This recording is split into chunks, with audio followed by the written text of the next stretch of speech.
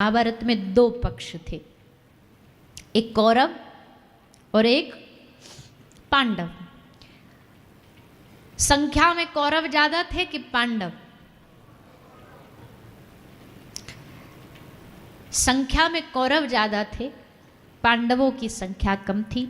तो अगर विज्ञान, लॉजिक, तर्क सब लगाया जाए तो जीतने कौरव चाहिए कि पांडव? लॉजिकली कौरव, लेकिन जीता कौन? क्यों? अंग्रेजी में कहते ना, क्वांटिटी से मतलब नहीं है, क्वालिटी से मतलब है। आज के ज़माने में क्वांटिटी ज़्यादा देखी जाती है, क्वालिटी नहीं देखी जाती। साथी, अपना मित्र, अपना सहयोगी, अपना एडवाइज़र दुनिया भर को बना लेंगे, लेकिन क्वांटिटी से नहीं, मतलब क्वालिटी से होना चाहिए। हमारा साथी अगर साक्षात प्रभु बन जाए, रथ हाँकने वाला अगर भगवान बन जाए, तो दुनिया में कौन आपको हरा सकता है। इसलिए जीवन की कोई भी समस्या हो ना, तो ठाकुर जी से सलाह लिया करो, या तो भगवान से लो या भगवान के किसी जन, साधु जन से लो।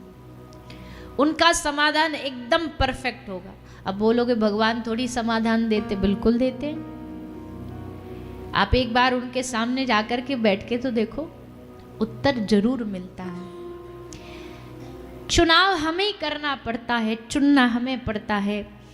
कौरवों के पास, दुर्योधन के पास अभिमान था और पांडवों के पास भगवान था, और उस भगवान के बल पर पांडव जीते, कौरव हारे। पूरा युद्ध हो गया। युद्ध भूमि में ठाकुर जी ने भरपूर प्रयास किया, पूरा प्रयास किया कि ये दुर्योधन जीत न जाए। एक राजनीति में कहते ना कि साम दाम दंड भेद, ठाकुर जी ने सब लगा लिया, सब लगा दिया कि किसी भी तरह ये दुर्योधन जीतना नहीं चाहिए। युद्ध भूमि में खड़े होकर के चीख चीख के कहा, बोल दो, कह दो सबको, अश्वत्थामा मारा गया, अश्वत्थामा मारा गया। कर्ण ने कहा कि तुम गलत कर रहे हो कृष्ण, तुम्हारा नाम इतिहास में भेदभाव और गलत करने वालों में लिखा जाएगा, ये धर्म नहीं है। तो भगवान ने हंस करके कहा, अच्छा तो आज मुझे धर्म का उपदेश दे रहा है? जिस दिन द्रौपदी की भरी सभा में साड़ी खींची जा रही थी, तू बैठा बैठा हंस रहा था, तब तेरा धर्म कहां गया था? आज तू धर्म की बातें करता है, और सुन, जिस धर्म की तू बात कर रहा है ना, कृष्ण का एक ही धर्म है। धर्म कभी हारना नहीं चाहिए, यही मेरा सबसे बड़ा धर्म है। और मैं जानता हूं धर्म पांडवों के खेमे में है, तुम्हारे में नहीं। धर्म पांडवों के पक्ष में है, और उस धर्म को बचाने के लिए अगर मुझे झूठ भी बोलना पड़े, भेदभाव भी करना पड़े, तो वो पाप नहीं, वो धर्म है। कौन सी ऐसी घटना थी जहाँ ठाकुर जी संग नहीं खड़े हो पांडवों के? महाभारत की कथा से हमको लगता है कि सुनने से ना विश्वास दृढ़ होता है, विश्वास प्रबल होता है, कि जो भरोसा रखता है भगवान के ऊपर, भगवान उसके सब तापों को, सब दुख दुविधाओं को, सब संशयों का हरण कर लेते हैं। और ये संशय कोई कौरव और पांडवों के जीवन में ही हो रहा है ऐसा नहीं है। यहाँ हर कोई आदमी महाभारत लड़ रहा है, यहाँ हर एक किसी की अपनी लड़ाई चल रही है, यहाँ हर एक आदमी अपनी अपनी जंग में लगा है। कोई अपनों से लड़ रहा है, कोई अपने आप से लड़ रहा है, कोई परायों से लड़ रहा है। लड़ाई, युद्ध सबका चालू है। किसी का मन से युद्ध चालू है, किसी का बाहर वालों से युद्ध चालू है, पर इस युद्ध में जीतेगा वही जो कृष्ण चरणों को पकड़ करके रहेगा। कृष्ण चरणों को पकड़ने वाले की ही विजय होगी, ठाकुर जी को संग लेकर के चलने वालों की विजय होगी। युद्ध हुआ, युद्ध में अनेक ऐसे मोड़ आए जब लगा कि अब तो पांडवों की नैया डूब गई। पर जब जब नैया डूबने वाली होती सोई आ जाते। साड़ी का अंतिम कोना आने ही वाला था कि पीतांबर आकर के उस साड़ी में जुड़ गया। सब देख रहे हैं, 10,000 हाथियों के बल वाला दुशासन गिर गया जमीन पर एक साड़ी न खींच पाए। वहां ठाकुर जी ने रक्षा करी, लाक्षय गृह में भेजा, वहां बचा लिया। दुर्योधन ने दुर्वासा ऋषि को भेजा। जानते दुर्वासा ऋषि का क्रोध, उनका श्राप पांडवों को तबाह कर देगा।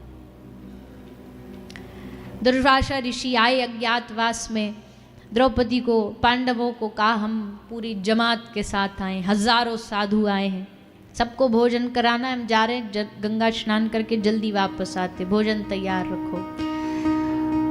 पूरे पांडवों में हाहाकार मच गया।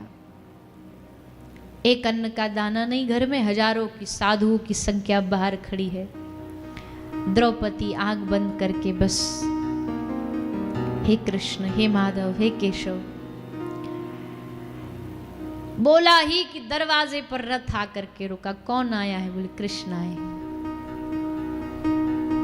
द्रौपदी आनंद में भागी भागी गई, बुला करके लाई, विराजमान किया। ठाकुर जी बोले बड़ी चिंता में लग रही है कृष्णा, क्या हुआ? प्रभु इस दरबार से संत जाएं, हाँ श्राप मिल जाए, हम नष्ट हो जाएं, उस बात का दुख नहीं है, पर इस द्वार से साधु भूखा चला जाए ये मुझे स्वीकार नहीं है, क्या करूं मैं? भगवान ने कहा है तो तेरे पास अक्षय पात्र, पर प्रभु वो तो तब तक ही देगा ना जब तक मैंने भोजन न पाया हो, लेकिन मैंने तो भोजन प्रसादी पाके धो करके साफ करके रख दिया। भगवान कहते अरे बाबरी, ऐसा हो नहीं सकता कि उसमें कुछ न बाकी हो, कुछ तो बाकी होगा, देख ले। पर प्रभु मैंने कुछ छोड़ा ही नहीं। भगवान कह रहे, हम कह रहे हैं ना एक बार देख ले। और जैसे पात्र तो उसमें एक दाना। ठाकुर जी बोले बस हमें भूख लगी, हमें यही दे दो। लेकर के प्रभु ने प्रसाद पाया और पाते ही एकदम तृप्त हो गए ठाकुर जी। तृप्त हो के कहा भर गया हमारा पेट। और जो ये सारी दुनिया है, ये जगत है, ये सब ठाकुर जी के भीतर ही तो समाई है। प्रभु तृप्त तो मतलब सारी दुनिया तृप्त। यहाँ भगवान ने अन्न का दाना खाया और वहां नदी पर खड़े जितने साधु हैं, दुर्वासा ऋषि ने कहा चलो सब भोजन प्रसादी पाने। साधु बोले पेट इतना फुल है कि जल भी पिएंगे तो बमन कर देंगे। अभी तो बड़े चीख चिल्ला रहे थे भूख लगी है, पता नहीं क्या हुआ, क्यों? बचाने के लिए वो बैठा है ना, लाज रखने के लिए वो बैठा है ना। ऐसा अद्भुत भगवान। आज अश्वत्थामा ने 5 बालकों की हत्या करी। अश्वत्थामा को पकड़ के लाया गया, लेकिन द्रौपदी कहती है मुच्यताम मुच्यतामेश ब्राह्मणो नितराम गुरु। यहां द्रौपदी ने अपने आप को सिद्ध कर दिया कि वास्तविकता में श्री कृष्ण क्यों उसको अपनी बहन कहते थे। महाभारत में जितने भी पात्र हैं ना, 5 पांडव, द्रौपदी, कुंती, ये सब किसी न किसी का स्वरूप है। युधिष्ठिर धर्म का स्वरूप है, वैसे ही द्रौपदी दया का स्वरूप है। और आज उस बात को सिद्ध किया द्रौपदी ने। निवेदन करती है अश्वत्थामा को छोड़ दिया जाए, लेकिन अपराधी को छोड़ना भी दोष है, इसलिए कुछ थोड़ा सा कष्ट दे करके इसको अपराध का दंड दे करके छोड़ा जाए। तो जन्मजात मणि मस्तिष्क से निकाल के से भगा दिया गया। चला तो गया, पर ईर्ष्या बड़ी खतरनाक चीज है।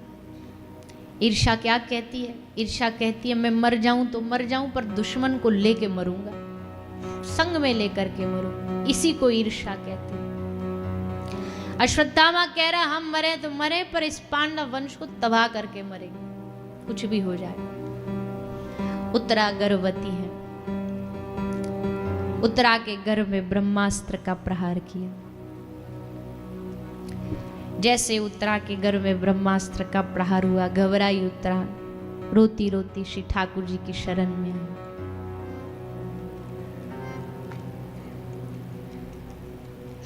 पेश ना करा पाया, पर आज अपने भक्त की रक्षार्थ भगवान इस मलमूत्र के गर्भ में भी प्रवेश कर गए। भीतर गए, अंगुष्ठ मात्र ममलम, जाकर के उत्तरा के बालक की रक्षा करी, कृपा करी उत्तरा के बालक पर। परीक्षित राजा को पुनः जीवित किया। श्री सूत जी महाराज कहते रथ तैयार हो गया, भगवान विदाई की ओर है, क्योंकि अब युद्ध विश्राम हो गया है, भगवान को द्वारिका जाना है। द्वारिका जाने के लिए ठाकुर जी का रथ तैयार है। सारे पांडव खड़े विदाई देने के लिए। भगवान सबको देख करके हंसते हुए विदा ले रहे हैं और अंतिम मौका देते हैं सबको। सबको पूछते हैं कि भैया हम जा रहे हैं, काई को कुछ चाहिए तो मांग लो। जाते जाते अंतिम मौका दे रहे हैं। महाराज युधिष्ठिर ने कहा प्रभु, लोग हमें धर्मराज कहते हैं, धर्म में हमारी निष्ठा रुचि बनी रहे, ऐसी कृपा करो। तथास्तु। अर्जुन ने मांगा प्रभु, मैंने जीवन भर आपको अपना सखा माना है, ये सख्य भाव मेरे मन में बना रहे। तथास्तु। भीम दादा आप भी बोल दो कुछ चाहिए तो। भीम दादा ने कहा क्या बोले, हम सबरी दुनिया हमको भोजन भट्ट चिढ़ाती है, हमारा भोजन घट जाए भजन बढ़ जाए, ऐसी कृपा कर दो। तथास्तु। द्रौपदी तुम्हें क्या चाहिए? द्रौपदी कहती है मेरा मन चंचल है प्रभु, हंस जैसा उड़ता रहता है, यहाँ से वहां से वहां, ऐसी कृपा करो ये आपके चरण रूपी पिंजड़े में कैद हो जाए। तथास्तु। सब मांग रहे थे। भगवान की नजर दृष्टि गई उस भीड़ में, कहीं कोने में आंख में आंसू लिए हुए भगवान की बुआ कुंती माता खड़ी है। भगवान ने कहा हटो सब, हमारी बुआ को आगे आने दो। आओ माता। अरे आप पीछे काय को खड़ी, आगे आओ ना। कहो माँ। सबने मांग लिया, अब आपकी बारी है। आज माता कुंती के पास बोलने के लिए कोई शब्द नहीं थे, क्योंकि ठाकुर जी जा रहे हैं, कृष्ण जा रहे हैं। भगवान कृष्ण कह रहे माता धन्य है तू, धन्य है तेरा समर्पण। रिश्ते में तो तुम मेरी बुआ लगती हो, अधिकार है तुम्हारा डांटने का, फटकारने का, कुछ बोलने का, कुछ मांगने का, पर तुमने कभी ये अधिकार जमाया नहीं मुझ पर। कभी तुमने मुझसे अकेले में आकर के मेरे शिविर में ये चुपचाप आके बोला नहीं कि कृष्ण देख बुआ हूं तेरी, मेरे बच्चे हारने नहीं चाहिए, युद्ध में जितवा देना इनको। तूने कभी कुछ बोला नहीं। तो माँ आज तो अवसर है, आज तो मुझे भी दिल में तसल्ली नहीं होगी अगर बिना दिए कुछ चला गया तो आज जो चाहो मांग लो। द्वारिका चाहिए द्वारिका दे दूंगा, स्वर्ग चाहिए स्वर्ग दे दूंगा, ब्रह्मलोक चाहिए ब्रह्मलोक दे दूंगा, जो चाहिए मांग लो। पर धन्य है माता कुंती। क्या मांगती है? न कुंठ भी दे सकते हो तुम, दुनिया का सारा वैभव भी दे सकते हो, पर ये देने में देना नहीं है। आज न मैं आपसे धन मांगूंगी, न विजय मांगूंगी, न सुख मांगूंगी, तो फिर क्या चाहिए? विपदः सन्तु नासश्वत् तत्र तत्र जगद्गुरु भवतो दर्शनं यस्यात् अपुनर्भव दर्शनम्। विपदः सन्तु नासश्वत् तत्र तत्र जगद्गुरु। संसार का हर आदमी सुख के पीछे भाग रहा है, सुख मिल जाए, कष्ट हट जाए, पीड़ा हट जाए, मेरी विपत्तियां हर लो भगवान, मेरे दुख हर लो। पर इतिहास की एक घटना ऐसी घटी जिसने इतिहास बना दिया, पलट दिया माता कुंती ने, जो भगवान के सामने खड़ी होके कह रही है कि प्रभु मुझे दुख दे दो। विपत्ति विपदः सन्तु नाशश्व। भगवान ने कहा माता तू जानती है हमें कल्प तरु कहा जाता है, भक्त वांछा कल्प तरु। कल्प वृक्ष के नीचे बैठ के गलती से भी ये बोलोगे ना कि शेर आया मुझे खाया, तो खा ही जाएगा, क्योंकि वो उसकी ताकत है। कई भाव भाव में बह बह करके तुमने बोल दिया कि भगवान खुश हो जाएंगे हमारी इस बात को सुन करके कि बात दुख मांग लिए। सचमुच दुख मिलेंगे और जब दुख पड़ेंगे झेले नहीं जाएंगे मैया। इसलिए अभी भी समय सोच समझ के बोलो। माता कुंती कहती है पूरे होशो हवास में, पूरी समझदारी से, पूरा विचार करके, पूरी घटना देखने के बाद मैं इस निर्णय पर पहुंची हूं। तो ये निर्णय कैसे लिया तुमने? मैंने इसलिए लिया क्योंकि देखो जब तक पांडवों की नैया डगमग डगमग डोल रही थी, ये पांडव आधे अधूरे युद्ध कर रहे हैं, भूमि के लिए लड़ रहे हैं, इनके साथ अन्याय हुआ, दुख मिला, पीड़ा मिली, तो हे केशव तुम हर कदम पर हमारे संग खड़े थे।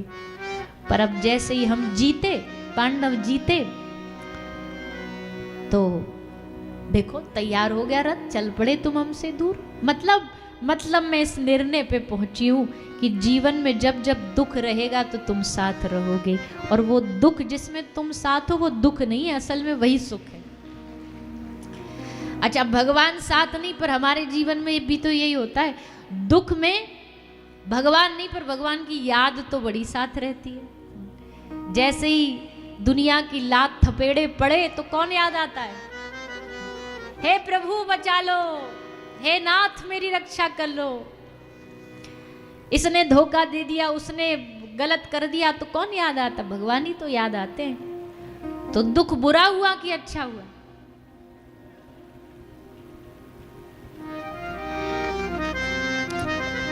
बड़े भाव में बह के बोल रहे हो। अच्छा अभी भगवान बोल देना दुख देना तो सब हवा निकल जाएगी हमारी। तब भगवान से रोते रोते भगवान बचाओ, भगवान कुछ करो, ये दुख दूर करो, सुख संपद घर आवे, कष्ट मिटे तन का। कष्ट दूर कर, बुखार भी हो जाए ना तो भी 10 बार भगवान को बोल देते। कई लोग होते साधु संतों को बोलेंगे। एक ब्रज में महाराज जी रहते थे, उनको कोई बीमारी हो गई, किसी ने कहा अरे महाराज जी, कई लोग होते चिढ़ाने वाले, अरे महाराज जी आप भी बीमार होते हैं, मतलब आपको भी बीमारी होती है। अरे भगवान को नहीं बोल सकते, आपसे तो उनका लेना देना है। ठाकुर जी संत ने कहा जो 10 रुपया की गोली लेके जो बीमारी ठीक हो जाए, उसके लिए अपने ठाकुर को क्यों परेशान करना, उसके लिए भगवान को क्यों तकलीफ देनी। ब्रज में एक बड़े अद्भुत महात्मा रहते थे, उड़िया बाबा जी, पूज्यपाद श्री उड़िया बाबा। उड़िया बाबा को कुछ रोग हो गया तो किसी ने कहा बाबा आप भगवान से इतना भी नहीं करा सकते, रोग भी ठीक नहीं करा सकते। तो बाबा ने बड़ा गजब का उत्तर दिया। उड़िया बाबा ने कहा अरे बाबरे, कभी कुत्ते भगाने के लिए शेर छोड़े जाते हैं? कुत्तों को भगाने के लिए कभी शेर पीछे छोड़ा जाता है? कुत्ते हैं। भगवान का नाम जो इतना पवित्र है, उस नाम को क्या इन सब चीज़ों के लिए उपयोग करेंगे? बीमारी ठीक कर दो, दुख दूर कर दो, संकट हर दो, इसके लिए भगवान का नाम का उपयोग करने का यही मतलब है कि कुत्तों के लिए शेर छोड़ा जा रहा। कहाँ भगवान का वो उत्तम श्रेष्ठ नाम इसलिए नहीं है। और हम तो बार बार ये बात कहते भी हैं कि यही कारण है, आप देख लेना कभी भी जितने भी इतिहास के बड़े बड़े महापुरुष हुए ना, सबको कोई ना कोई भयानक रोग हुआ। और रोग क्यों हुआ? इसका एक कारण ये भी है, वो जानते हैं कि ठाकुर जी जो भी हमारे प्रारब्ध के जो पाप कर्म है, इसी जन्म में इस रोग के माध्यम से काट देंगे ताकि अगला जन्म न लेना पड़े। इस बात को समझना चाहिए। लोग को लगता है साधु होकर के इतना भयानक रोग, इसका मतलब है इस जन्म में सब पाप धोए जा रहे हैं, उनके सब नष्ट किए जा रहे हैं, अब ये उनका अंतिम जन्म है। अगर बच जाएंगे कुछ अपराध तो उसके लिए फिर जन्म लेना पड़ेगा। इसलिए ठाकुर जी कहते सारे दुख देके, पीड़ा कष्ट देके इसी जन्म में निपटा दो। इसलिए साधुओं को शारीरिक रोग संसारियों से ज्यादा लगता है। ये सोचने का फर्क है, भेद है। तो माता